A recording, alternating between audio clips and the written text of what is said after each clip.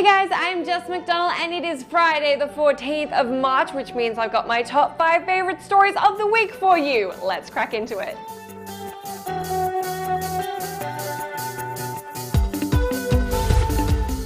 Microsoft have got themselves into a bit of hot water this week as we found out they're planning on putting targeted political ads into Xbox Live. The Washington Post reports that the publisher's officials were handing out promotional materials for political ads at the Conservative Political Action Conference. The plan is to use players' data to target ads demographically, which will be situated on the Live dashboard. According to the report, Microsoft has placed an emphasis on its ability to reach certain demographic groups, including women, Latinos, and millennials. Is this your standard money-making avenue, or do you take concern with the move? Let me know.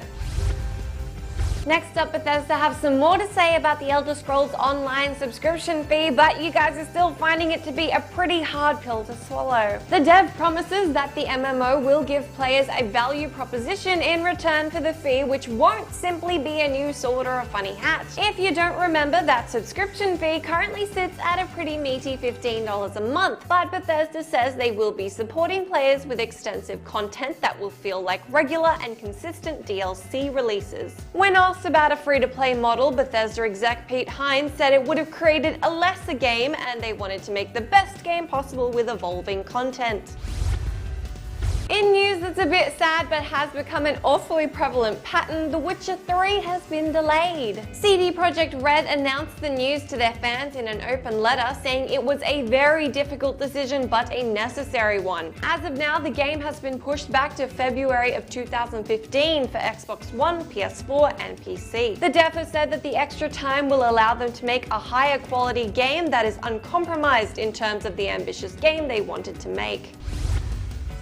According to Ubisoft, Watch Dogs looks just as good now as it did at E3, despite claims that it's deteriorated in visual quality. Ubisoft's Tessa Villain has said it's not downgraded at all, despite a GIF found on NeoGAF which suggested the game had been scaled back in graphical fidelity. Villain promises that the claim is false and that Watch Dogs does look like a true next-gen game.